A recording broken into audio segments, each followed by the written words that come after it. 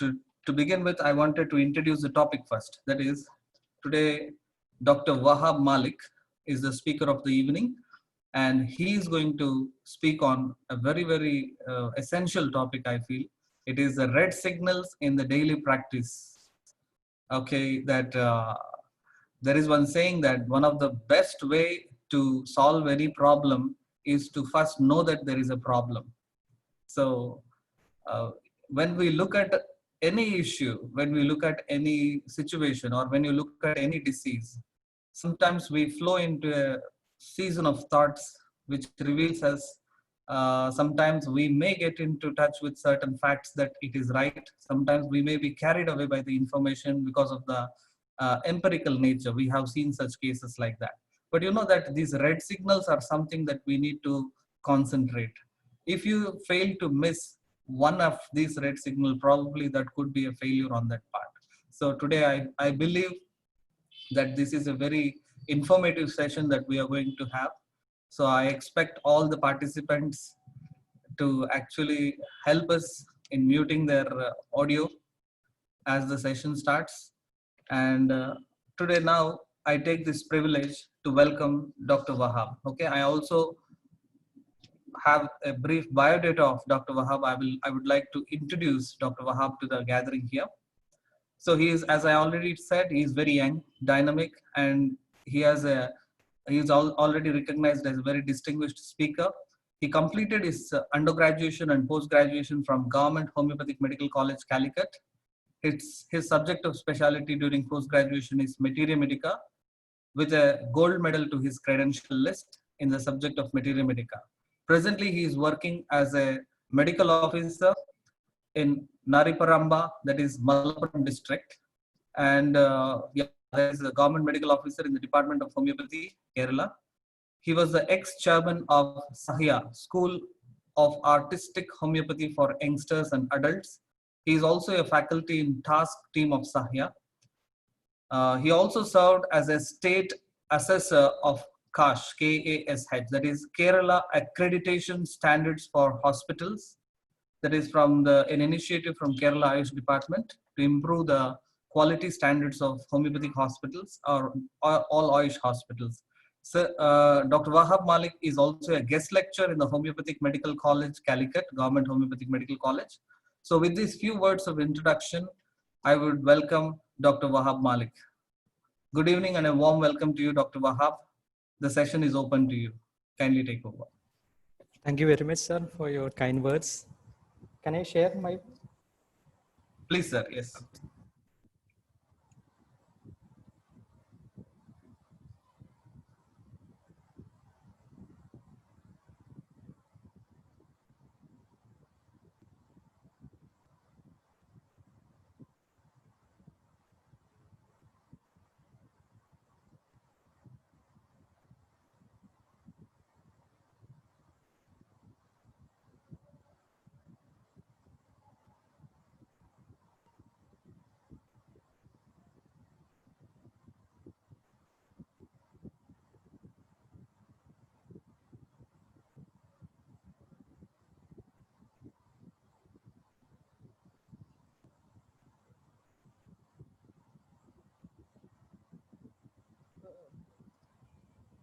Sir, is it okay? Yes, Hello? sir. Yes, Okay. sir. It is Okay, all. okay. You can maximize the screen. That's Okay, okay. Now it's maximized, okay? yeah, right. Okay. Am I audible? Very clearly, sir. Yes. Okay. Thank you so much, Dr. J. Rajendran sir, for your kind words. Good evening, respected teachers, dear friends, my colleagues, and dear doctors. In our daily OP, we are dealing with signs and symptoms. And by these signs and symptoms, we are reaching to a possible diagnosis. And some symptoms may be very common, some are uncommon, and some symptoms may be rare. But From this totality, the common symptoms, uncommon and rare symptoms, in which some symptoms are very much peculiar, that help us to reach a possible diagnosis very clearly, and that help us to give our patient a better treatment. So this is a very small module, the warning sign or red flag signs. That means the signs or symptoms that will give a clue regarding a possible diagnosis of the conditions. Okay, this is my mentor, Dr. S.G. Biju. He taught me everything about the practical homeopathy. He inspired us a lot. He made us very passionate in homeopathy. And even this very small module is developed because of his motive. Without him, this module is never going to happen from me. So my mentor, I am touching his feet and I'm starting my session. Okay. In universe, there are many professions out there. Some professions use natures, some professions use machines. But whatever may be the profession, whether they are using or the nature or the machinery, there are some clues that help to excel in their profession. For example, we know the fishermen. They may be illiterate, but it doesn't matter. They can predict the weather forecast by looking to the sky or the surface of the sea.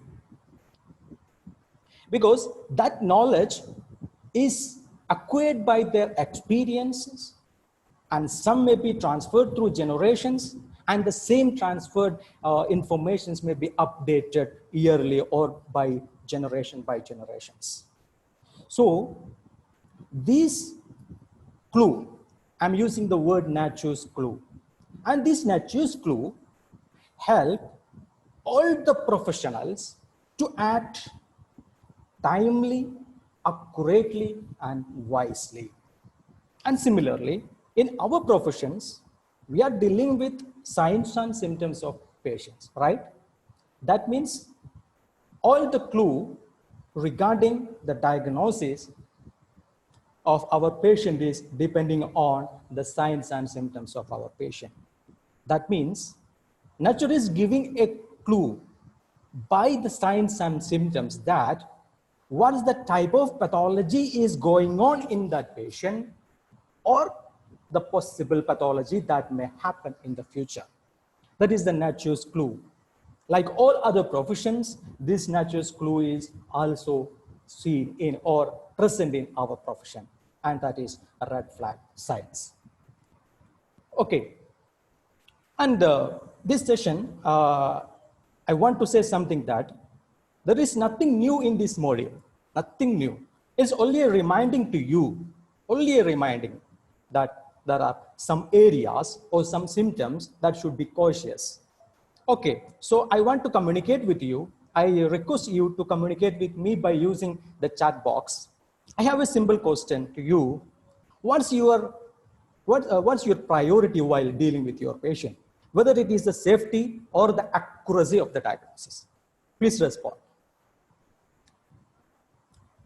I expect Indians and pages are here, and please respond. I want to communicate with you.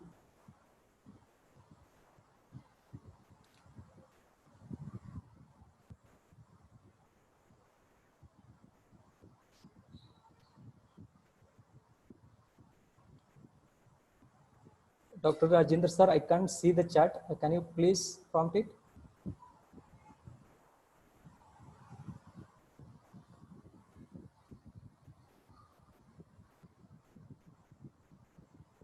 Sir, chat is off.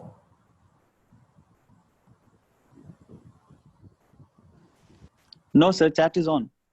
Okay, but I can't see it, doctor. It is seen actually. Okay. I can see. Yeah. Okay, what's your, someone saying safety, some both and safety. Okay, okay, okay. Both, that's a diplomatic answer. But for me, the safety is the first thing to give more important, because the accuracy is a secondary, because the patients are coming to us to save their life. So the safety of our life is the most important. If the safety of the life is more important, then this red signal is coming into role. Okay.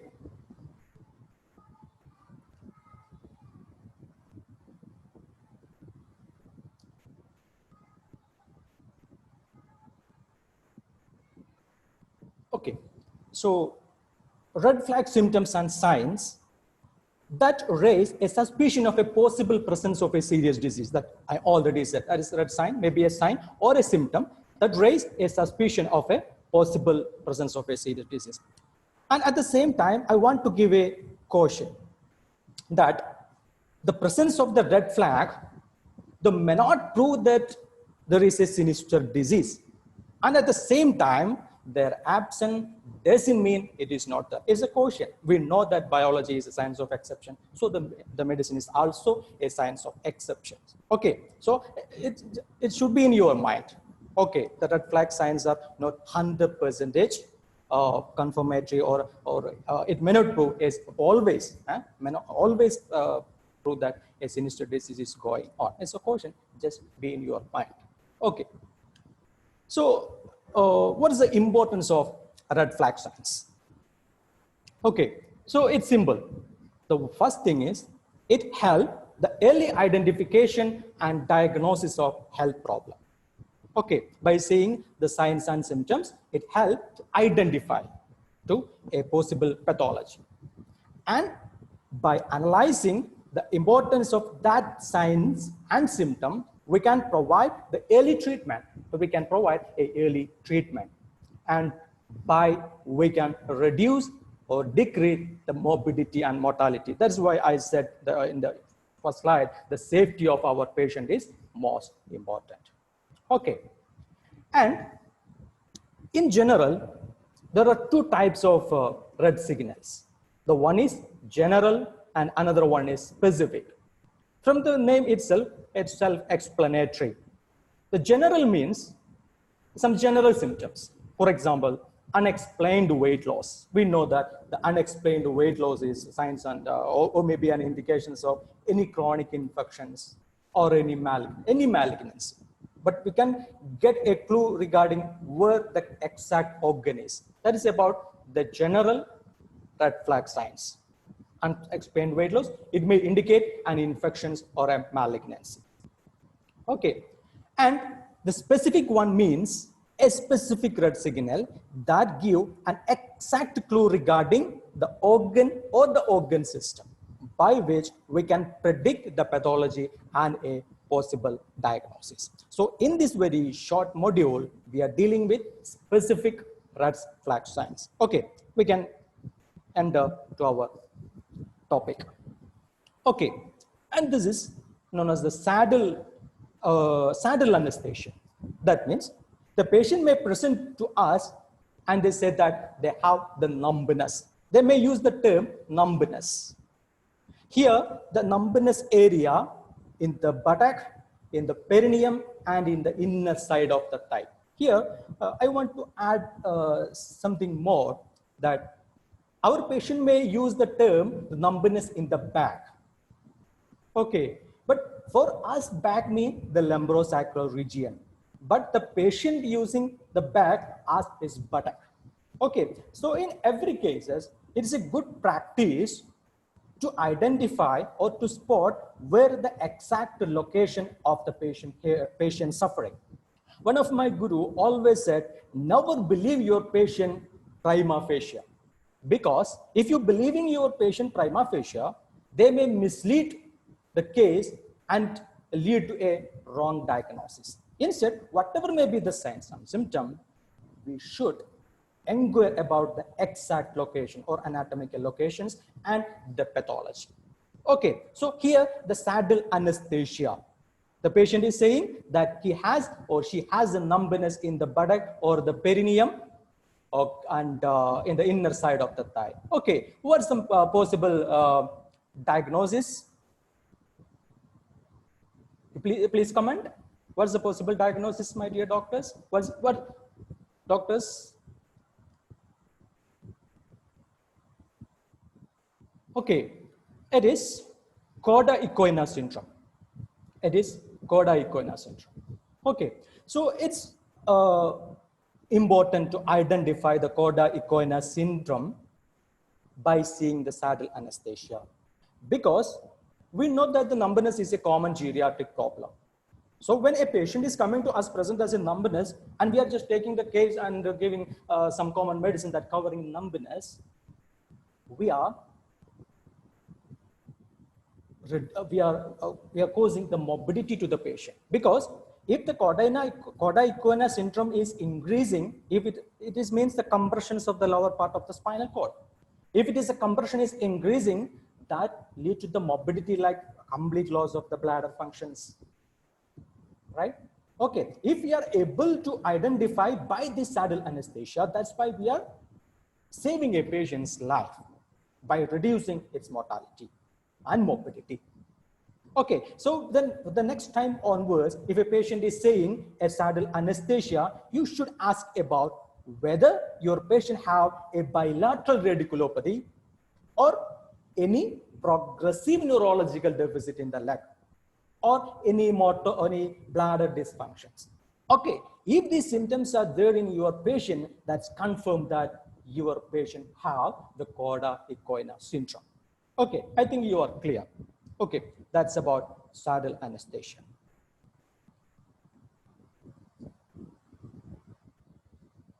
Okay, and the next one, the patient is saying that they have the limitation in the all spinal movement. The pain is non-specific. That's why I'm not concentrating on the word pain. And limitation in the all spinal movement and the alternating buttock pain. The pain is alternating buttock pain, and look, the onset is before the 40 years of age. Okay, what's the diagnosis come to your mind? Please type. Yes, very good. Yes, ankylosing spondylitis. Very good, doctor. Very good. Okay, that is the ankylosing spondylitis. Okay. So this is the red flag signs of ankylosing spondylitis. That means the limitation of the spinal movement and the alternating buttock pain.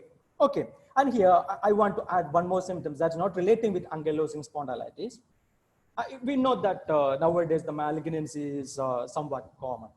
Okay, so if your patient is coming to you and saying that they have the inability to lie on the supine position, they're saying that have the inability to lie on the supine position. You know, if a patient is saying that they have inability or discomfort to lie on the supine position, it means there is a chance of a probable metastasis in his spine. A probable metastasis commonly from the prostate or from the lung or from the breast or from the kidney or from the thyroid. These are the 5 primary organs that have the tendency to metastasis to bone very commonly. Okay, so when a patient, so never neglect a back pain or a back discomfort in the elderly patient. This should be in your mind, especially if a patient is saying that he has the inability to lie on the supine position. Okay, that may be a probable metastasis. Okay, so that's about ankylosing spondylitis. Okay, now we can come to some pediatric red flag signs, and the homeopathy is alternately known as the therapeutic system for pediatric group, the pediatric system of medicine. So we can concentrate on some kind of pediatric red flag signs. Okay. Okay. And here, the patient or the mother said that my child has a vomiting. Okay, and we know that, and we have the tendency to neglect every common symptom. We know that the vomiting is a common symptom, and it's very commonly seen in infants. But As I said in the backache, we should inquire about the nature of the vomiting. What's the nature of the vomiting? And what is the age of the infant? Okay. If the age of the infant is below 2 months and the nature is the projectile one, projectile, that's the most important. That's why the term, the projectile vomiting an infant up to 2 months of old, 2 months old. Okay, what's your possible diagnosis? So very good, very good. I'm so happy that that is congenital pyloric stenosis. Okay, so that's so happy to see your response. Congenital hypertrophic pyloric stenosis. It's easy to diagnose. If your patient come to you and present as a vomiting or projectile vomiting, and the age is the below 2 months or below 6 months, you just examine the patient or the infant's abdomen. If it is a congenital hypertrophic pyloric stenosis, you can see a visible peristalsis and a palpable tumor in the epigastrium or in the gastric region. That's why you can confirm the diagnosis and therefore refer your patient for a better treatment. This is the most common surgical cause of a vomiting. Surgical cause of the vomiting, congenital hypertrophic pyloric stenosis. So I think it's clear to you. Okay. And the next one, a bile-stained vomit. So I want to ask one question. In congenital pyloric stenosis, what may be the nature of what may be the nature of the content of the vomitus? Please respond, whether it is bile-stained or non-bilious. Yes, very good, non-bilious, non-bile, no doubt. It's simple logic that non-bilious, because hypertrophic pyloric stenosis and the pyloric part is obstructed. So there is the chance of the mixing of the bile content with the stomach content is very less. That's why the vomitus is non-bilious in hypertrophic pyloric stenosis. But here, bile-stained vomit in children and the green or yellow green. What may be the diagnosis or the possible diagnosis?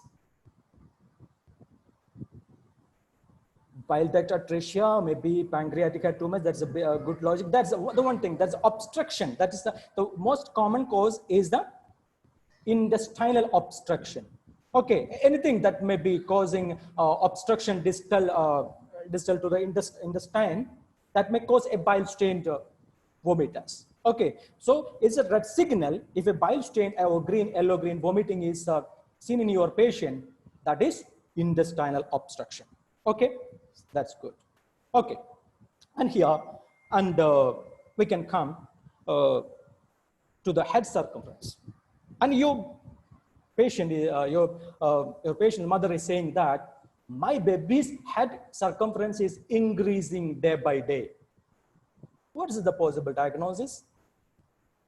We can consider it as a growth, because everything has a chart or day by day. There is something, a ratio is there to increasing. And here, the more than 1 centimeter per week, the head is increasing, rapidly increasing the head circumferences. Okay, and I can add one more symptom to get the diagnosis properly. That is a persistent morning headache and vomiting that worse in the morning. Okay, vomiting worse in the morning and a headache that may be manifest as irritability in the children, because children can't say that he or she has a headache. Okay, so what's about your diagnosis? A rapidly increasing. Yeah, very good. Definitely, both the diagnoses are mentioned from the comment box. That's very good. That is hydrocephalus and the brain tumor. Very good. Hydrocephalus and brain tumor. Very good. Very good. That's the two possible causations of the increasing in the head circumference of a child. Okay. I'm out of our topic. Can you say a specific medicine that is mentioned in our boric as a specific for chronic hydrocephalus? I think Material Medica pages are here or Indians are here. Can you please tell me a specific medicine? The calcareous is definitely, yes, calcareous, helleborus, zingomet, that can be considered as for, yes, very good, Dr. Sherina Katie, Hedra helix, that is the Hedra helix, and Dr. Disha Rao is very good. So happy to see that. Okay, Hedra helix. Hedera helix is specific for chronic hydrocephalus. Definitely, doctors, your all the suggestions are correct. Hellebores, calcarevo, zinc, met, and all the medicines that having actions on the meninges and brain tissue. And it's true. And here I'm saying about a specific. In the board, it is written as a specific for chronic hydrocephalus and rhinorrhea. And the one doctor shared his experiences that he had given the Hedera helix for hydrocephalus, and the next week onwards, the patient developed rhinorrhea. Okay, but the better thing was that rhinorrhea was a good sign, because that that was not the rhinorrhea, that was actually the cerebrospinal fluid that's come through the nose, rhinorrhea. And in that book, that is written as rhinorrhea 2. Maybe that's a connections. Okay, it was just out of our topic. So happy that you told that had a Hedera helix. Okay, okay. So that's about hydrocephalus or the brain tumor. And here, a prolonged bleeding from newborn's umbilical stem. We know that commonly there may be some kind of bleeding or short bleeding or some kind of inflammation may be there. That's common. Okay, but here a prolonged bleeding from newborn's umbilical stem. What may be the diagnosis? What will be our response or reply to the patient's mother? Okay, is it normal or it's any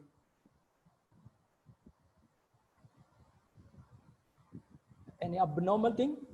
Hemophilia, that's a very good guessing. That's hemophilia. That's okay, hemophilia. That's the thought is going to the clotting factor. That is very much interesting. Okay, okay. That's the answer is umbilical hernia. Sorry, some of this umbilical hernia. That's not umbilical hernia. That is a factor 13 deficiency. Okay, I have some difficulty in dealing with the chats. That's why some incoordinations are happening. Sorry for that. Okay, so factor 13 deficiency, if a prolonged bleeding from newborn's umbilical stem. Okay, and we know that there are two types of fontanelle in our baby: anterior fontanelle and posterior fontanelle. Please tell me the time of the closure of the fontanelle. What's the time of the closure of the posterior fontanelle? And vitamin K deficiency and bleeding. That's very good. That's very good guessing. That may be a reason. Okay. And here we can, now we are talking about the fontanelle. I'm asking about the posterior fontanelle. Posterior fontanelle. What's the closure timing of the posterior fontanelle? Not the anterior fontanelle. I'm asking about the posterior fontanelle.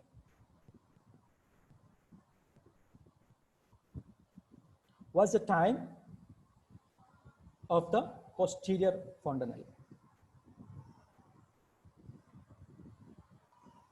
Okay, what the posterior fontanelle may anterior fontanelle 6 months and 10 months.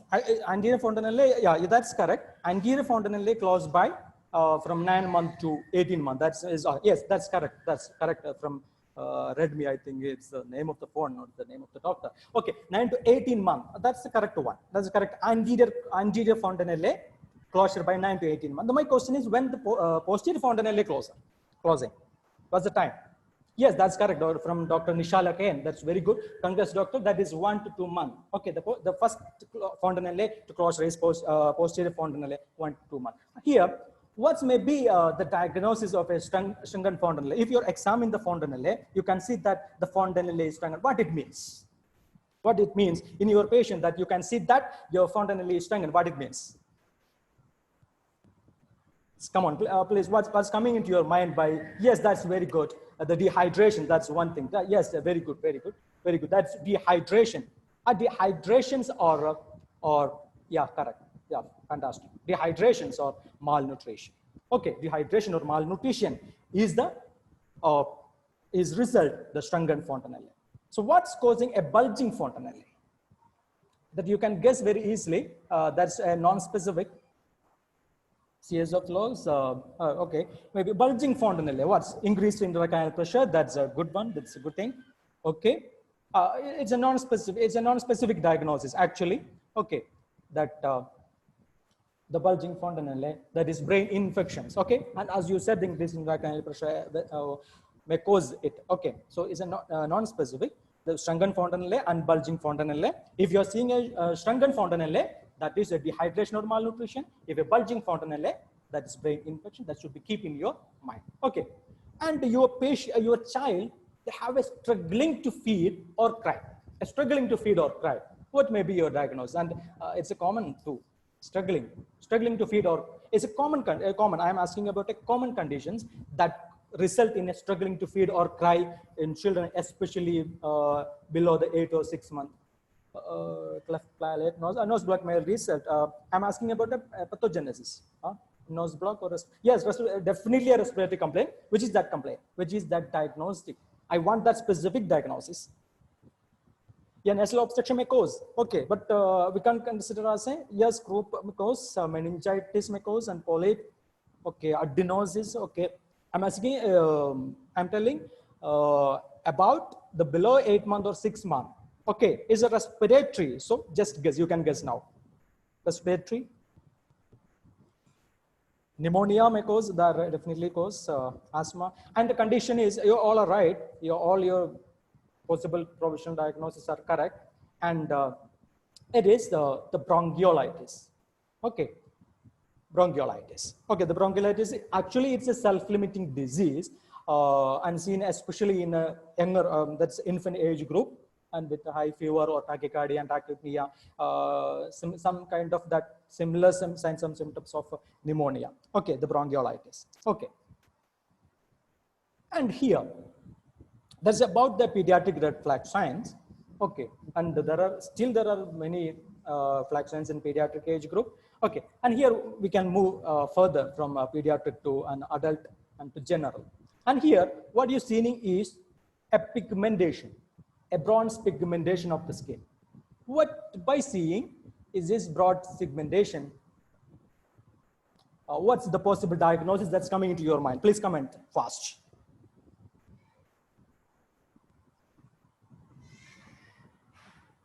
Thalassemia, maybe. The bronze pigmentations that are occurring in the skin. Hemochromatosis, definitely. Okay. Wilson disease, diabetes complication. Yeah, definitely. Lead poisoning, definitely. Raynaud disease, DVT. Okay. And here, this is not localized. I take the picture to only to show you. Here, the pigmentation is not the localized one. Whether in any part of the skin or the mucous membrane, the pigmentation may see. Is a specific diagnosis. I can give you one more clue. Okay.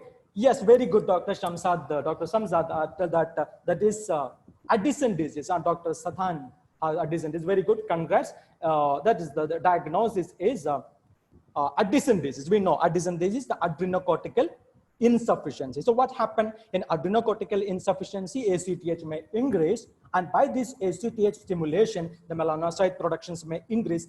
That's the causation of the pigmentations in the body. Okay, that's an most preceding symptoms of the Addison disease. Okay, and can you say there is any chance of hypopigmentations or vitiligo in adrenocortical insufficiency or Addison disease? Please comment. The bronze pigmentations of the skin or a pigmentations of the skin or the mucous membrane, especially in the age group of 30 to 50, if you have the hypotension or the orthostatic hypotension or like that, you can suspect an adrenocortical insufficiency or Addison disease. And my next question that I already said, the medicine is a science of the exception. Okay, so tell me is there any condition or any part of this Addison disease in which vitiligo may see? I'm waiting for your reply.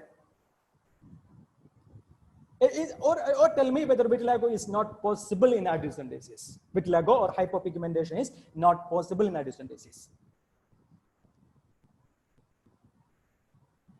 I'm waiting for your reply. I think I'm audible.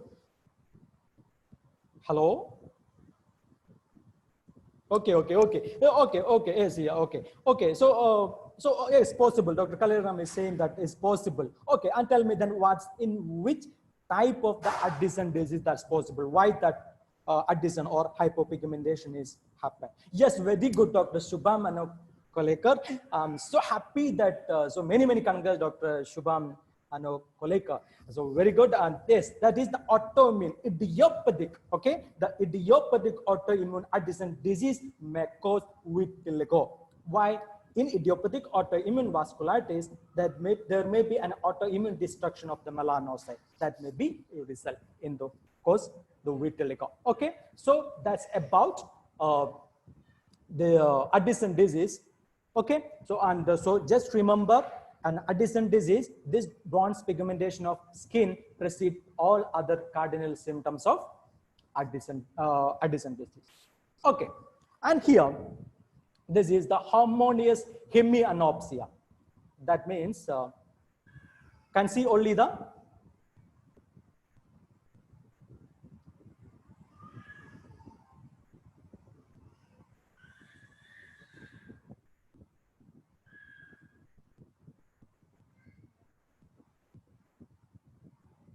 please, what is that? What is the cause of the homonymous hemianopsia? Pituitary adenomyopia. Okay. Yeah, posterior cerebral artery stroke. That's a very definite diagnosis. Stroke. Yes. Okay. And here, and one funny things of the red flag signs are, all red flag signs are very striking and peculiar in our materia medica. Okay, can you tell me some medicine that in our materia medica that's saying that hemiopia that can see only the left half of the object? Tell me the medicine. Yeah, definitely Lyco. One more medicine. Or Anjana doctor, Auromet has some difference that can see only the lower half, not the left half. Lyco, yes, Lyco is correct, Dr. Pragalya Kennedy, that's correct. Lyco is correct. And one more remedy that have the same symptom that can see only the left lower half. One more medicine, yes, very good, Dr. Anjali, lithium carb. Okay, the Lyco and lithium carb are the one of the two common medicines that have the only see the left lower half, and only the lower half, that is Auromet. Okay, and here problem is that no, I'm not saying the word the problem, but when your patient is saying that I can see only the left lower half, it may be a cause for excitement, causing a excitement in a homeopathic doctor. Why? Because I have the medicine, and one of the biggest weakness of all our homeopaths are we jump to the prescriptions. Okay, I'm not saying this medicine or lycopodium or lithium carb may work, because if the lyco and lithium carbs are working on other symptoms, definitely works on these symptoms too. But my concern is to remind you that if you're seeing a homonymous hemianopia, you should aware that the pathogenesis happening in our body is a stroke, cerebrovascular accident. So you should consider that management too. Okay, so CVA, that's why I add this homonymous hemianopia. And what are the other signs of CVA, or the possible red flag signs or the warning signs of stroke? Please comment. Please comment it. What are the possible? How can we identify the patient is going to develop a stroke? Please.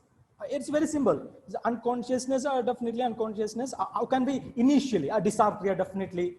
The projectile vomiting may not be there because if the lesions there. Yes, speech difficult, the slurring of the speech, the confusions or the weakness and the vertigo, aphasia. Okay, aphasia. That, yeah, definitely. Yeah, that's right. Okay, that's right. You all are right. Okay, and there is a mnemonic known as FAST. Okay, the FAST means even our common man, lay people know that FAST means a face drooping, A means arm weakness, and S means slurring of the speech, and the T means time to intervene for time. That's in all the cerebral stroke or a cerebrovascular attack, the time is the most important. Okay, and the face drooping, arm weakness, slurring of speech are even not to our common lay people, but the homonymous hemianopia or hemiopia, if a patient is saying, we should aware that there is the development of cerebrovascular attack. Okay, and when my teacher Shadas sir once experienced shared his experience that once a patient come to him and the manifestation that he repeat everything said to it. The patient is repeating what my sir is saying. Okay, and another reason to accept for a homeopath, which medicine have that symptom, repeating everything said to it. Okay, in which symptom? Yeah, very definitely zincomet. If we are not aware about the pathology, what's going to happen in the body, we may run or we may jump to a prescription with Singamet. Singamet work. It's another factor. But we should aware about the possible pathogenesis. Okay, so that may be a manifestations of stroke. Okay, so that's about stroke. Okay, so that's about stroke. Okay, and tell me in which condition seeing this tunnel vision is seen in which condition?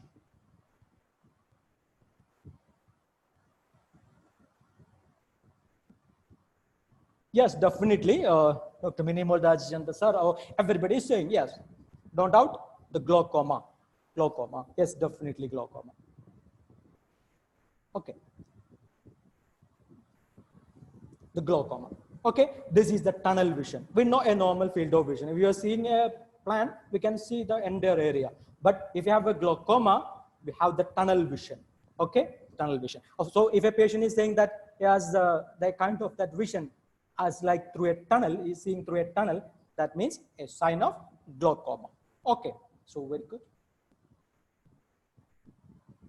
And here, the flashes of the light or the shadow or the curtain across the vision. It's a common condition, especially in our patients after a cataract surgery. They complain that they have the flashes of light or a curtain shadow or the particles are dancing before them. What it means? Yeah, definitely. Yeah, definitely. Dr. Basila is correct. Yes, that is the retinal detachment. Okay, so we never said to the patient that there is no problem, there is nothing going to happen, we will give medicine or we will give eye drops. Not like that. You can give the medicine, that's not our concern, but we should aware that if that's happening or the flashes of the light or this happening, shadow, that means that's an nature's clue or the body gives the indication that the patient is going to develop detached retina or the retinal detachment. Okay, I think it's clear to you. And okay, and here,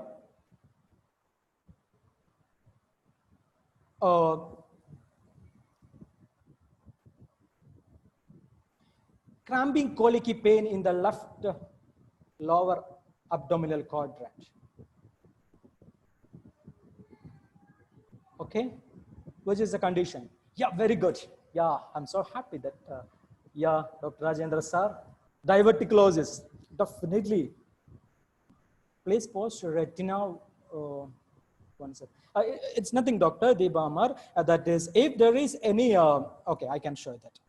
I will show that because if I concentrating on chat box, I can't move the slide. Okay, that is why the incoordination is going to happen. Okay, so diverticulosis, and Dr. Kaushi and Dr. Jodi, everybody is saying, Dr. Debamar, please wait, I will show you. Okay, diverticulosis. Okay.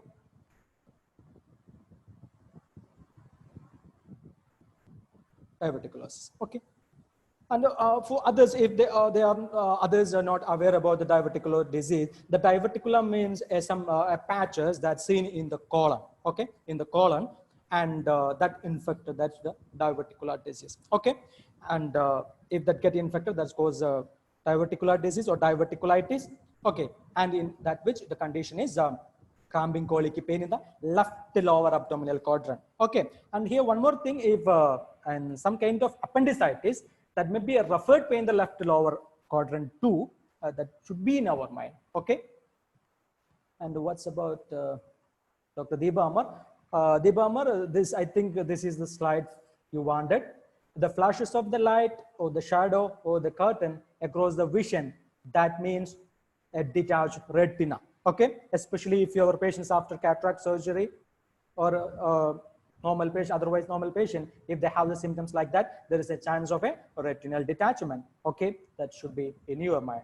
Okay, diverticular disease. So I want to tell you something more about abdominal pain, something may miss in our practice. Okay.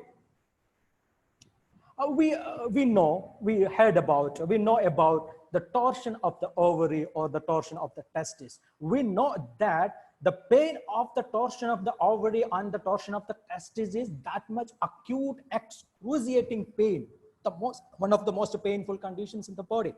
Okay, but here I want to say, in some kind of patient, there may not be an acute excruciating scrotal pain of relatively short duration.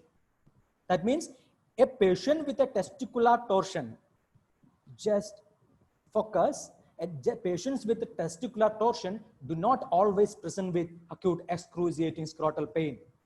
Okay, so the testicular torsion should always be included in differential diagnosis when evaluating any lower abdominal pain in the children and younger adult.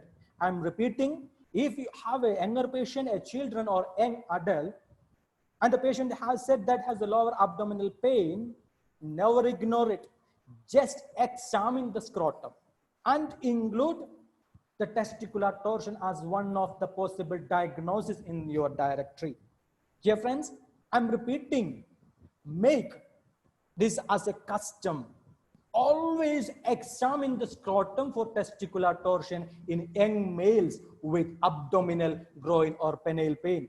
If a patient is coming to us as pain abdomen or the groin or the pen, as I already said, they may use different terms, colloquially different terms. But if an young adult or a children come to us with the pain in the abdomen, groin or the penile region, you just examine the genital area. It take only 1 or 2 minutes, but we are saving a person's life and self-esteem. Okay, so please add, if after this module, if a patient of children or young adult coming to you with abdominal pain, just examine the scrotum for a testicular torsion, because one of the study reported that, you can read it, the 12.5% of the patient with testicular torsion presented with only abdominal or inguinal pain. That means there won't be any acute excruciating pain. If the patient is saying, I have that much kind of excruciating pain, we may definitely suspect testicular torsion.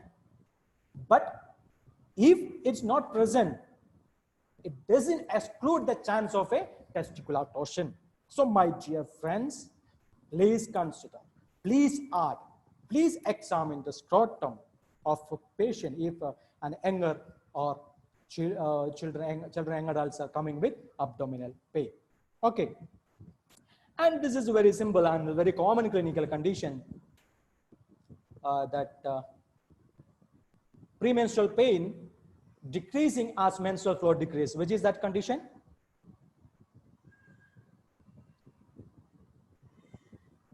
The premenstrual pain, the decreasing as, how to find ovarian torsions. Here, an ovarian torsion, the best scan, this CT scan. Okay, from this acute excruciating pain is there. We can't, as we find out in the torsion of the testis, it's not easy. It's not easy to find out torsion of the ovary. Okay, so best thing is not the USG, CT, because USG may miss in some cases. CT is the best option. You have definitely, and from Dr. Shaheen Yusuf saying, or Sonia Rose and Dr. Sushila Rao all saying that's very good. That's why I already said that's common condition, that endometriosis, definitely endometriosis. Okay, the premenstrual pain that decreasing as menstrual flow decreases. That means during that the menses, the congestion of the abdomen increase, and as the flow start, the pressure decrease and the pain decrease. That is endometriosis, is a very common condition nowadays. Okay, and this is a question, a simple question. You can simply answer it. A shoulder pain in a woman of childbearing age of unknown cause associated with missed menses. Okay, the frozen shoulder and tubal. I think Rajendra sir, yeah, very good. That's the rupture ectopic pregnancy. Okay, that's not frozen shoulder. The pain in the shoulder may be frozen shoulder.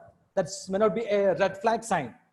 If you have a childbearing age of a patient come to you and saying that have a shoulder pain associated with a missed menses. Okay, we all have a tendency to run for a or jump for a prescription, jump for an answer. Just analyze it. Missed menses. That's the clue here. And the childbearing age, that is a ruptured ectopic pregnancy. That's very good. You're thinking very wisely. Okay, that's our system wants. Okay, a rupture of ectopic pregnancy. And here, hip pain in young adult, that is worse at night and relieved by activity. Okay, young adult. Okay, and it's worse at night and relieved by activity.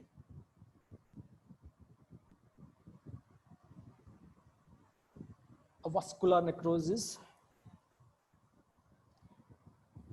Okay, hip pain, hip, and here, Anuprabha Kuriaku saying the sacroiliitis.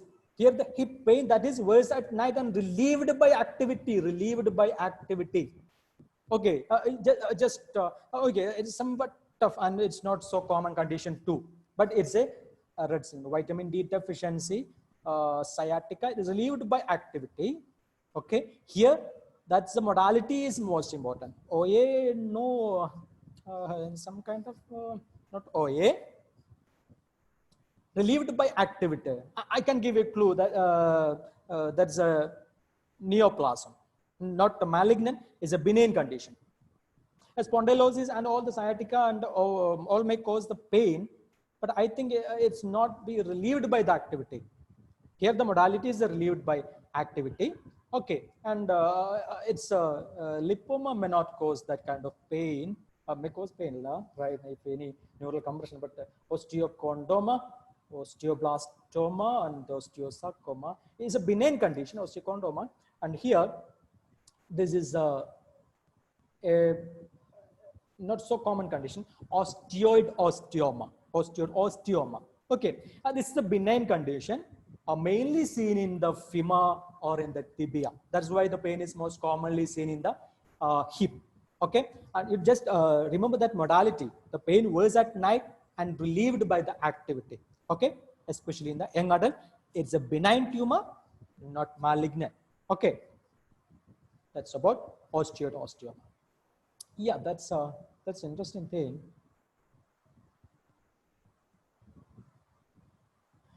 So the incoordination is coming because let's take my screen, the problem of the screen, or I want to see the chat box. Okay, okay. What is this? Strawberry tongue, glossitis, scarlet fever. Yeah, Gerald sir is saying scarlet fever, definitely. And yeah, Shaheen Yusuf is saying that the exact diagnosis, that is, and Dr. Sadabdi Sharma, Kawasaki disease. Okay, definitely Kawasaki disease. Gerald sir, I will come to it. The strawberry tongue, what's happening in the scarlet fever. Okay, the strawberry tongue. Okay, and vitamin B deficiency, it's somewhat different. We can come to it. Okay, I think you are that with. Strawberry tongue is a Kawasaki disease. It's a rare disease. We know that it's an arthritis. Okay, arthritis. Kawasaki disease. And Gerald sir said that the strawberry tongue also seen in the scarlet fever. Yes, definitely in scarlet fever we can see the strawberry tongue, but the problem is that we can see the strawberry tongue in the initial stage. After 2 days, it shifts to the strawberry is converted to the raspberry tongue. That means we know that the scarlet fever is caused by the streptococci. The streptococci, the white coating is due to the streptococcal infections. Okay, if you are saying that the strawberry tongue is the characteristic of scarlet fever, 100% is true. Okay, but we want to be more specific. Exact strawberry tongue is seen in the Kawasaki disease, and in scarlet fever, the strawberry tongue is seen in the initial stage of the scarlet fever, and after 2 to 3 days, it shifts to what knows that shifted to a white tongue, raspberry tongue. Okay, so that's good. Okay, I want to know which medicine have this strawberry tongue. Many drugs are represented in which remedies have this kind of strawberry tongue as such. Yeah, definitely, yeah, definitely. I wait for the Fracria Vesca. I can see that name of the doctor that she mentioned. Yeah, Jengama Kota doctor, and earlier one more. Aurum trifilum, definitely. Aurum trifilum, that is raspberry tongue is and Fragria, yes, definitely. Oh, yeah, definitely. Okay, definitely. Okay, belladonna and Fragria visca is for medicine for raspberry tongue. Okay, and this is beefy red tongue. Okay, beefy red tongue. It's in which condition? The answer was there in earlier, but specifically, yeah, definitely, Dr. Rajendra sir said, yeah, Dr. Jalal said, okay, vitamin B12 deficiency, or we can say it as pernicious anemia, pernicious anemia. So that's happy to see the answer. It's very exciting and interesting to see the answer, the correct answer. That is beefy red tongue, that is pernicious anemia. And it is very simple, and I think you can easily guess.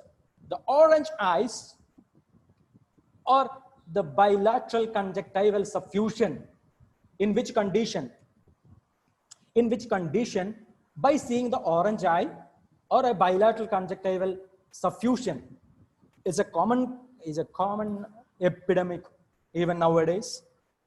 It means not now, it's very common in Kerala.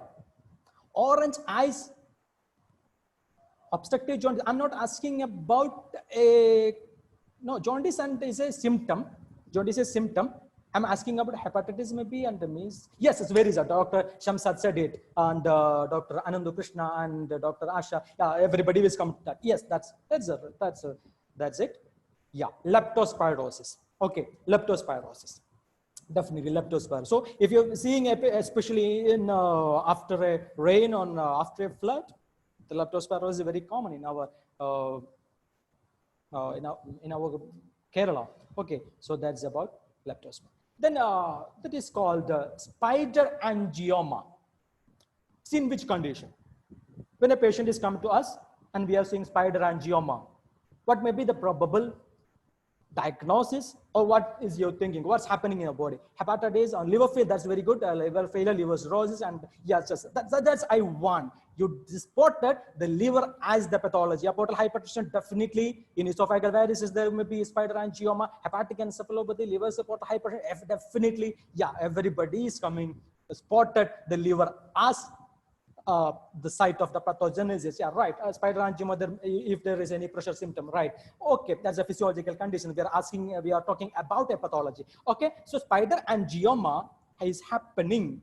That means something, a red flag sign, and give a clue that I already said, Natchez clue, that the spider angioma is saying that how this patient's liver is malfunctioning. Okay, that's about. And I wonder one more thing. And the spider angioma, if the patient's liver is absolutely normal, we can see spider angioma. Can you suggest any other conditions that can see the spider angioma? Esophageal varices are related with this. We can conclude with them because we can connect with the portal hypertension, etc. I'm asking about a condition that's have no role with yeah, connective tissue disorder, maybe portal hypertension. Okay, doctor, that's we'll leave it. We understood about the varicose. Okay. Esophageal varices, maybe the hemangioma. No, okay. No. Obesity, that's a brilliant guess. Okay, in some conditions, normally, sun exposure may cause. Yeah, rise in estrogen. That's a very good question. I have a big clap to Dr. Laura. That is estrogen. That is estrogen. That is hormone therapy. Hormone therapy, estrogen therapy, or estrogen therapy. Laura has a big clap to you. And can cause a spider angioma. Okay, doctor, during pregnancy, maybe we are asking about the pathogenesis. Okay, yeah, definitely. Again, I want to know the name of the red meat. Okay, actually, the thyrotoxicosis again is a brilliant answer. Okay, in thyrotoxicosis and the hormonal problem, and even in the sun exposure. Okay, I just tell them to make it perfect. But if you see a spider angioma in your patient, remember, the liver may be the site of the pathogenesis. Okay. And here, our patient is saying that they have weakness or paralysis, and that is ascending, happening or starting in the limb and ascending. What may be the diagnosis? Yeah, definitely Guillain-Barré syndrome, Dr. Rajendra Jaral, doctor. And everybody, yeah, Guillain-Barré syndrome or neuron, Guillain-Barré syndrome, everybody is familiar with. That's very good. Okay, very good, very good. Okay, everybody has a Guillain-Barré syndrome, no doubt. So you are familiar with it. So happy. And which medicines have this ascending muscle weakness? Somebody saying acid picricum. Okay, ascending muscle weakness. Well, the kind set 3 medicines specifically for ascending muscle.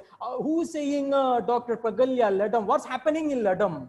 Whether it is ascending paralysis or ascending rheumatism. Never make that kind of mistakes. Never, never. What's happening? Who said the Ledum as the answer? Please come, please come. Please come. No, okay. I'm not asking because Ledum, what's happening? Never run behind a familiar word. We are rushed to Aledampal by hearing only the ascending. In Aledampal, it's a medicine for ascending rheumatism, not weakness. 3 medicines are canned: phosphorus, conium, yeah, conium are there, and conium and lacasis. On all you mentioned remedies are coming, and definitely plumbum, there is sclerosis may be there, that may be plumbum there is sclerosis, so there may be weakness. Okay, but ascending muscle weakness, 3 remedies put forward by Ken: phosphorus, conium, and lacasis. Okay, and there is definitely there is. Okay, okay, and here earlier in the previous slide we are talking about the ascending muscle weakness, and here descending muscle weakness. In which condition we are seeing the descending? This is not descending muscle weakness. Yeah, definitely Dr. Laura and Dr. Pratyusha and Dr. Apeksha and definitely everybody is familiar. Yeah, myasthenia gravis. Okay, myasthenia gravis. Okay, and the ptosis shift from one eye to other. In which condition, we know what is ptosis. In which condition we can see the ptosis shift from one eye to other? Remember this symptom, one eye to other. Unilateral ptosis is a red flag sign for another condition. In which condition we can see this ptosis shift from one eye to other? Please comment. Come on.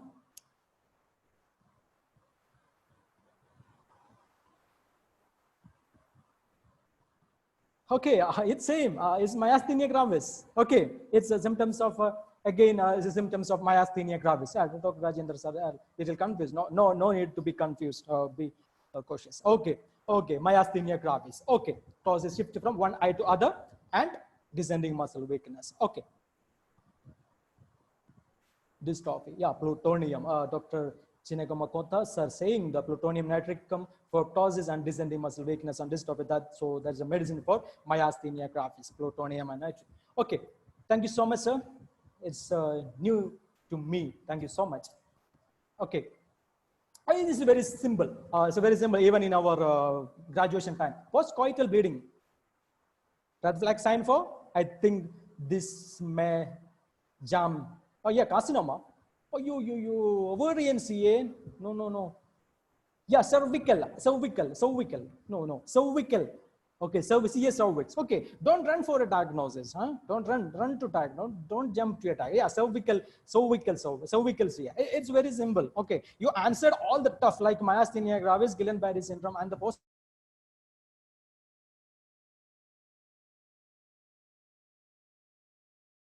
Am I audible? Yes, sir. You are audible. Okay. I'm audible.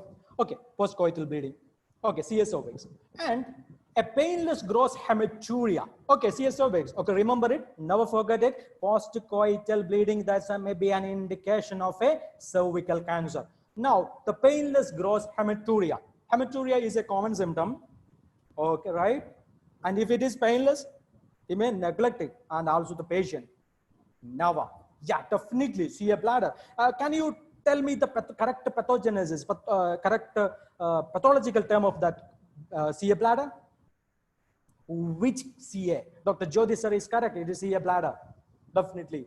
And which CA? Yeah, Dr. Rajendra sir is saying the transitional cell carcinoma, TCC. Okay, transitional. Yes, definitely. Janamokta sir, it's the bladder CA. Yeah, transitional cell carcinoma. It is if the painless. Remember the word the painless gross hematuria. Okay, it's not a silly symptom. It's an indication of transitional cell of carcinoma. Okay, and this is known as the neurogenic claudication. That means the patient come to you and said that they experience pain, numbness, and muscle weakness in the lower back and sometimes in the leg. Okay? Pain, numbness, and weakness in the back and sometimes in the leg. And it's get worse when standing erect. And at the same time, it is ameliorated by bending or leaning forward. Like shopping, like if you are taking the shopping cart, that is this known as the shopping cart sign. In which condition this shopping cart sign seen? It's very simple. Spinal stenosis, that's the correct answer. Lumbar spinal stenosis, that's correct. Dr. Noah and Dr. Z. Sauer and okay, lumbar spinal stenosis. Very good. That's a simple logic. Okay, lumbar spinal stenosis. Okay, here you can see that a bitot spot in the sclera, you can see a white opacity. In which condition this is? This is known as bitot spot. Yeah, definitely. Yeah, definitely. Yeah, vitamin A deficiency. You all are familiar. No, not beriberi, doctor. You know, not beriberi. Beriberi is vitamin B deficiency. Okay, here the vitamin A deficiency. Okay, vitamin A deficiency. Okay, and here look to this picture. What you are seeing in it? A single crease on the palm. You look to your own hand. You can see. Yeah, definitely. Dr. Ramshila is saying that Down syndrome. Yeah, everybody is familiar. So good. I'm so happy to see that. I think the future of our system is very exciting. Okay, everybody is familiar. Yeah, single crease on the palm, that is Down syndrome. Can you tell me another two rare conditions that skin this single crease? Another two conditions. The single crease on palm is a rare condition. Another Kindler's Turner's may not be. In this scanning, fetal alcohol syndrome that may be seen. And some statistics saying that 1 person in 30 people have single crease, but I didn't see it. Okay, but at least you remember this symptom. The single crease on the palm may be an indication of a Down syndrome. Okay, that's here. Interesting. A changing mold, and that's irregular in shape and size. What it means? What is going to develop? Melanoma. Yeah, melanoma. Yeah, malignant melanoma. Yeah, definitely. And you can see here a report, here a study that the 70% of melanoma arose from a newly appeared mole, while only 30% from an existing one. Here you can connect our philosophy, our miasmatic philosophy with this condition. The 70% of the melanoma arose from a newly appeared mole. It's not a wordings of a homeopath. It's the so-called scientific community is finding. That means if a patient have a new mole, that means the patient is going to happen a malignant melanoma. According to our philosophy, internal disharmony is already happened in the body. That's our miasm. I think this is maybe a beautiful conclusion or definite identifications of the existence of the miasm. It's not our topic today, so I'm not focusing on it. But due to my excitement, I said maybe juniors are here or Indians are here, students are here. They may doubt about the miasm. Miasm is this can be taken. You can take many examples. Okay, this said by the so-called scientific community. 70% of the melanoma arise from a newly appearance mole. When a new appearance mole appear in our body, and our philosophy said if it a disharmony, internal disharmony happen in the vital force, and it's caused by miasm. Okay, so dear friends, respect our miasm and our masters. Okay, I just take out of my topic because of excitement. Please forgive me. Okay, and this is very simple. Kaiser-Fleischer ring. That's very simple. In which disease it is in? Yeah, definitely, no doubt. A copper deficiency, yeah, Wilson disease or ceruloplasmin. Okay, Wilson disease, no doubt, yeah, definitely. Yeah, just added because of it's a pathognomic symptom. I know that you all are aware of it. Kaiser-Fleischer ring. Okay, and this is known as iris pearls. That means iris pearls means when you look to a patient's eye, you can see like some grains of salts are extruding from the surface of the iris. In which condition these iris pearls are seen? In which condition? Wow. Oh, Dr. Anaga Madhu and Sneha Ganesh, Dr. Sneha Ganesh, and Dr. Noah and Dr. Pavania and Hans. Yeah, definitely the leprosy. Okay, leprosy. Yeah, definitely leprosy. Actually, we use the word the leprosy as was a communicable disease. No, it's still prevalent, and the health department in Kerala health department has started a project known as Ashomedam to trace out the presence, the prevalence of the leprosy in the community. And it was very shocking. The number of the cases still persists. Even in the borderline tuberculosis, leprosies are prevalent in our community. So the iris pearls, look to the eye, and if there is iris pearls, that means report that case. Okay, that is a sign of iris pearl. Dr. Satabdi sir, can you iris pearls one? So, sir, iris pearls means can you see that some like grains of salt? Okay, if grains of salt are extruding from the surface of the iris, okay, just focus on the iris. From the iris, you can see that some as if some grains of salts are sprinkled or as extruding. Okay, just remember the extruding in the surface of the iris and like grains of the salt. Okay, I think you are clear. Okay, doctor? Satabdi sir, are you okay? Okay, thank you. Okay. Okay, and the preeclampsia, in the we know what is preeclampsia. Don't jump to a diagnosis, please, or you can answer it because I want your correct answer. The preeclampsia in the first trimester or early second trimester. Okay, what's maybe the diagnosis? Preeclampsia in the first trimester or the early second trimester. That's maybe happening in the first time of the pregnancy. Pregnancy-induced hypertension, no, diagnosis. Preeclampsia, hypertension may be one of the symptom. One of the symptom, okay. Yeah, high blood pressure. Yeah, definitely that's the preeclampsia, maybe high blood pressure there. Nephrotic syndrome, no, okay, okay.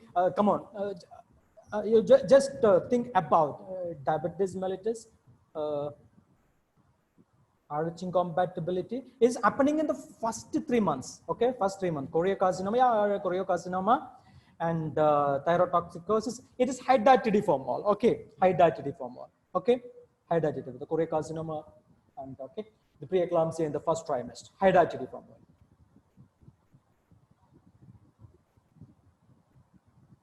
Okay, doctor. Please share about jobs for homeopathic graduates, sir. Sorry to interrupt. Definitely, doctor. I will give the number after, and you can contact me. Okay. After the session or anytime you want, you can contact me or through my mail ID or phone number. I will give it in the last. Okay. No problem, doctor. I am ready to serve. Okay. So this was about a definitely debarmer, sir. Debarmer, it's not clear to me. What is it means? Debarmer, can you?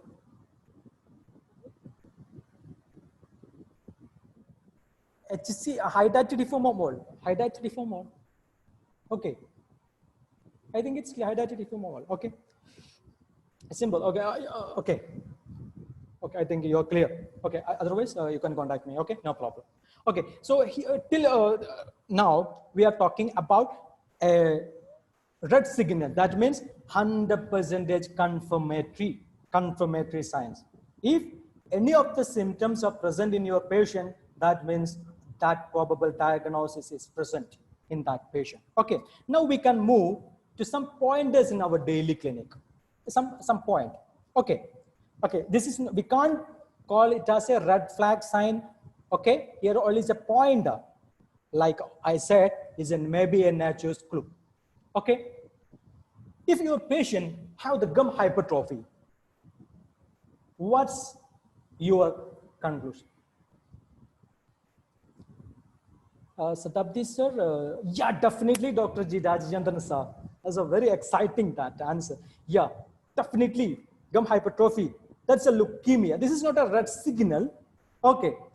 Can you, yeah, definitely, you please, yeah, acute myeloid, yes, leukemia. Leukemia is, if you're a patient, and especially the children or conditions, gingival hyperplasia. Yeah, that's a general term. Okay, gum hypertrophy, that is maybe an indications of leukemia. Okay, that's good. Now my next question. Okay, if there's leukemia is, yeah, and yeah, Dr. Bhavana Rodriguez, sir, yes, with Dr. Anti-epileptic medications are definitely, if phytonin like anti-epileptic medicines are using, definitely gum hypertrophy. And also in some case of antihypertensive drugs, gum hypertrophy, maybe the poor oral hygiene, and in scurvy, there may be compensatory hypertrophy. Okay, if the gum hypertrophy, my point is only to the gum hypertrophy. Okay, that is an indication of leukemia. Okay, yeah, I want to check your memory. What may be the diagnosis of ptosis that shift from one eye to another? Myasthenia gravis, yeah. Thank you so much. Yeah, you're remembering it. Thank you so much. Okay, I'm so happy. Yeah, definitely myasthenia gravis. Here, unilateral ptosis or meiosis. I'm asking about a malignancy. Yeah, pancreas no doubt. Maybe the lung malignancy or the apical tumor. Horner syndrome, that Rajendra sir said it. Horner syndrome, unilateral ptosis or the meiosis, lung malignancy. Okay. And recurrent intense headache. Okay, the headache is one of the most common presentation in our daily OP. And there are many common conditions like a migraine or sinusitis or cluster headache, and many conditions are there, from very simple disease to malignant tumors.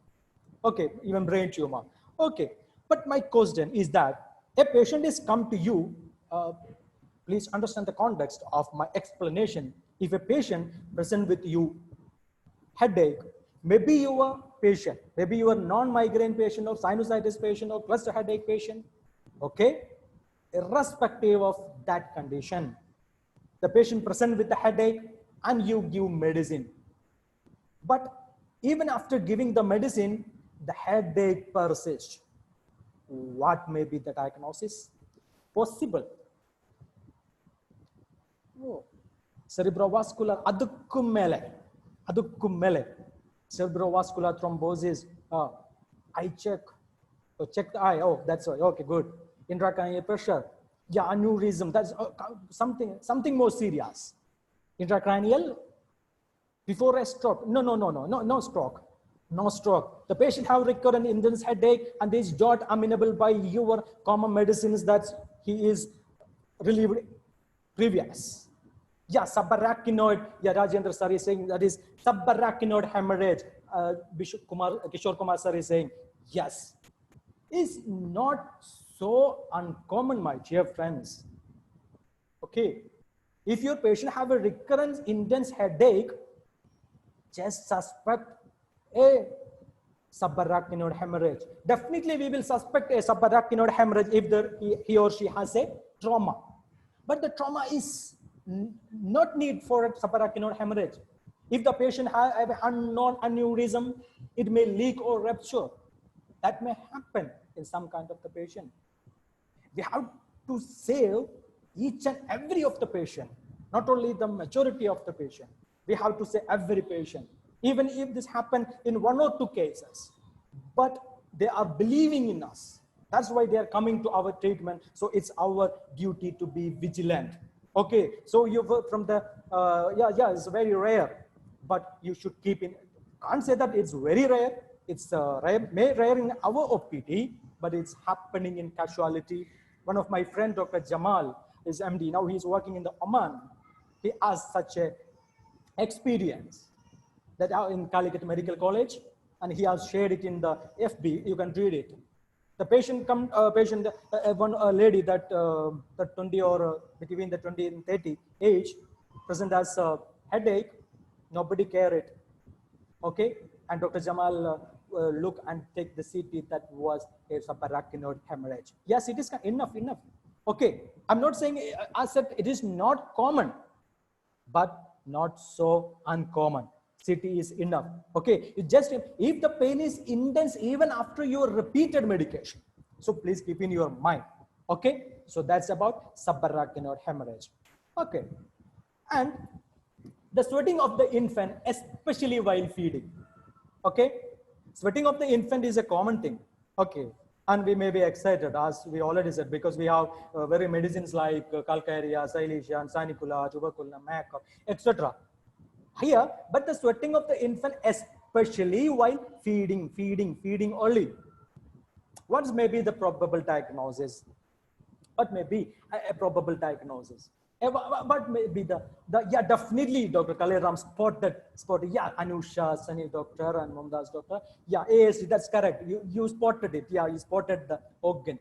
Yeah, maybe a congenital heart disease. Yeah, definitely. I'm so happy to see that. Okay, so the next time onwards or tomorrow onwards, when a patient is come to you and saying that sweating of the infant, never refer it to the cardiological consultation. Never.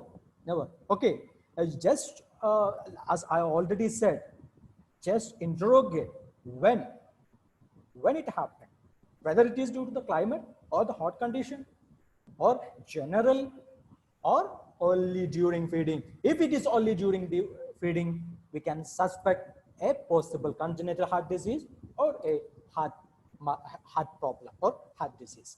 Okay, so that's about it. Okay. And we can come to our conclusion. And here, another point is from vital sign. And most commonly, we are not dealing the casualties.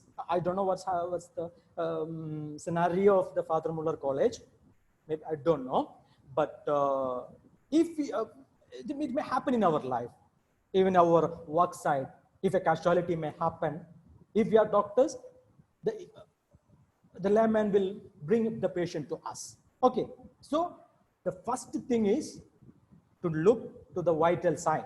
That means the BP, the blood pressure, and the pulse. Okay, by knowing the pulse and BP, we can predict what happened in that patient's body. That I said, nature's clue, the brilliant, or God's clue. Okay, the body said that this organ is getting worse. Okay, so here we can look to it. Increased pulse rate and low BP. That means tachycardia is there and hypotension is there. In which condition or which is the organ? Which is the organ?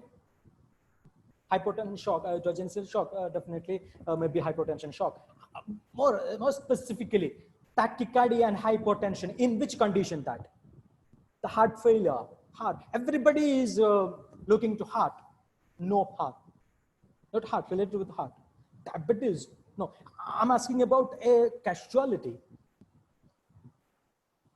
For surgery, maybe hemorrhage. Yeah, Dr. Ramshila, sir, please verify, please specify it. Hemorrhage, where? Hemorrhage, where? Yeah, that Shaheen Yusuf is correct. Intra-abdominal hemorrhage. Intra-abdominal hemorrhage. Abdominal hemorrhage. Look, the word, the concentrate on it, abdominal. If like the rupture of the ectopic pregnancy or the perforations of the peptic ulcer or any perforations of the organ or any mechanical trauma to the internal, if it causes intra-abdominal, repeat, intra-abdominal bleeding, that cause tachycardia with hypotension. Okay, so if you're just looking to the cardio or the vitals, you can guess that the patient's injury or the pathologenesis is worsening on the intra-abdominal area. It has importance. Okay, intra-abdominal bleeding. So what happened if it is a decreased pulse rate and high BP? Pulse rate around 30 to 40. We have medicine like Almia, right? Don't jump to your prescription. Diagnose it. If you are looking to a casualty patient or an emergency patient in a work site or like that, if the pulse rate is 30 to 40 and the BP is high, yeah, definitely shock. Definitely shock. Precise it more. Shock is cerebrovascular accident. In which condition, in which organ? In intra-abdominal pressure? No, you just forget about the cardiac. In cardiac, all manifestation may be there. No, kidney and liver. So that's everything had intra-abdominal. If that hemorrhage, the pheochromocytoma, that's hypertension, definitely hypertension. Maybe I'm asking about casualty. That means pneumothorax. Yeah. Decreased pulse rate and high BP. Just use your logic. In which condition? The BP is increasing 180 or high, that much high. In which condition?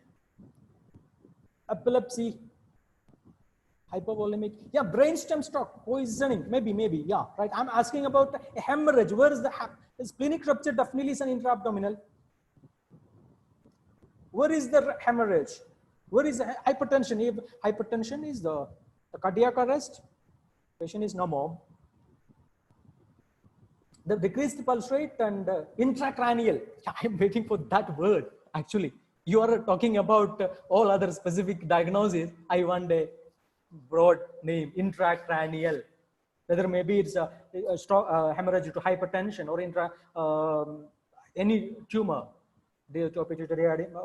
or anything, or causing a hemorrhage or rupture of the aneurysm. If there is intracranial hemorrhage, pulse rate will decrease and BP will high. That's a nature's clue. Okay? Okay. Intracranial bleeding. And one more thing. Decreased pulse rate and low BP. Both pulse and low BP. BP is about 90 to 60 and pulse rate is decreased. Where may be the injury? You can use your logic simply. I request you, please type cardiac. We can you rest cardiac. Pericardial effusion, hypovolemia. Yeah, hypovolemic shock. Yeah. I'm asking about where is the injury? Where is the injury happen? If the pulse rate is decreasing and BP is decreasing. Rupture of the heart. Okay. Abdominal. Then again, never say abdominal. In abdominal, what's happened? Tachypnea and hypotension. Brain, we already said. And high BP and low pulse. Here, decreased pulse rate and low BP. Intrathoracic may not be. No. Which organ? You just use the logic. Okay. Aortic and everybody is going to a thoracic, and it means a spinal cord injury. Okay, spinal cord injury. Okay, so this is a pointer from our vitals. When you're looking to a casualty patient or an accident patient or a traumatic patient, if you after looking to the BP and pulse, if the BP is low and the pulse is high, that means tachycardia, the pathogenesis is or the hemorrhage is intra-abdominal. Maybe like rupture of the ectopic pregnancy, or maybe perforations of the peptic ulcer or perforations of any visceral organ. Okay. If it is, the BP is very high, 180 or high, and the pulse is low, 30 to 40, that means the bleeding is happening in the cranium, intracranial hemorrhage. Okay. If it is both is low, both pulse rate and BP is low, it means that the patient has spinal cord injury. What's the importance of this, my dear friends? If you are assessing the exact locations of the pathogenesis, we can direct our patient to a center to get the proper treatment at the very timely and accurately. If we are assessing that the patient have an intracranial hemorrhage by assessing his high BP and low pulse rate, we should refer the patient to a center where a neurosurgery department is functioning. Otherwise, what's happened? The lay people will take that patient to an immediate center, and after they're reassessing, they are shift that patient to a higher center. So what? Time is a big factor to reduce the mortality and morbidity. So by knowing this simple technique, using your finger, by your fingers, you can assess The possible pathogenesis as intra-abdominal, intracranial, and spinal cord injury. And you can direct your patient to a center where the appropriate treatment is available, and you can save that patient. That means you are saving a patient's mortality or morbidity. That gives the divinity of our profession. If you are saving only single patient life, that means a family is grateful to you. Maybe grateful is not matter for us, but you are saving a patient. That means that's the divinity of our profession. We are not asking to read a MRI report or CT scan report like, no, use your fingertip. As I already said, a natural clue is there. Okay, dear friends, this about the pointers in our clinical practice, in the emergency. And this is a very short module. And just to remind that our profession is very divine and our system is that much exciting to you. Okay, after hearing all these symptoms, I never said you should be afraid of everything. One of my teachers said, the secret of the success is don't afraid to be failed. Don't afraid to be failed. That's the secret of success. Okay, I said about the symptom that may be happening below 5% or 1%. Okay, but you should be vigilant. By hearing all these symptoms, never be panic in your clinic tomorrow onwards. Be patient. Okay, and be vigilant. That's the important thing. Okay, so in our daily practice, the single most important task is to exclude the critical condition. That I already said, the safety of our patient is the most important thing.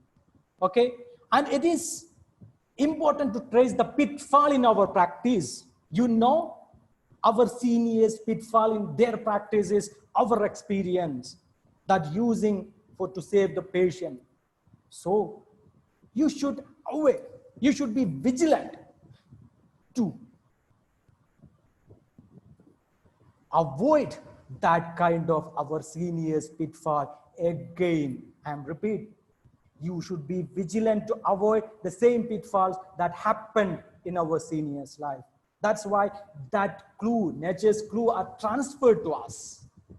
Okay, trace the pitfall in our practice and help to reduce the mortality and morbidity of our patient.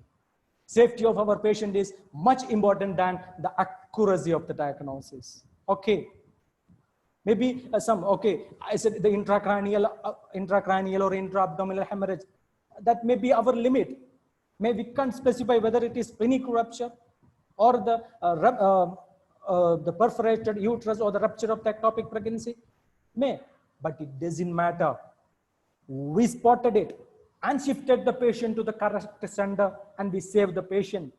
That by you are giving more reputation to you as a doctor and more reputation to our system that give address to us. So, dear friends, this my message. Be vigilant, but not afraid. This nature's clue is not to be afraid. Okay, tomorrow onwards, when a simple headache you should go and check the CT or MRI. No, like that. You should be vigilant, not to be afraid. Only the vigilance is good. Thank you so much for the patient hearing. I don't know what happened to the time. I exceed the time limit or not. Okay, this is my mail ID, abdulwahab@gmail.com, or my mobile number 9745717503. And if you have any that much kind of pitfalls in your practice, or if you have any such kind of experiences, any knowledge, please write to me or please WhatsApp me to the number. And it's very grateful. I can share to my next session. And if you have any kind of this kind of pitfalls or any kinds of red flag signs that's so very much aware to you, and please message to me. And other one doctor said about the career options. This is my number. You can contact me at any time, and I'm ready to help you and be passionate towards the system. Our system is the medicine of the future, as Dr. Herring said. Thank you so much, dear friends, and thank you so much to Father Muller's Homeopathic Medical College for giving me an opportunity, and my dear friends, Dr. Agil. Before concluding, if this session, if something is useful for you, it means Dr. S.G. Biju is talking to you, and everything I learned from that great person. And thank you so much. Thank you so much.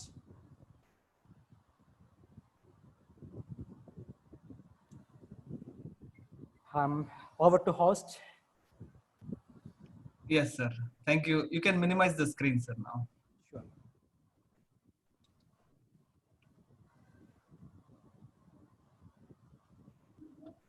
Yeah, thank you so much, Dr. Vahab.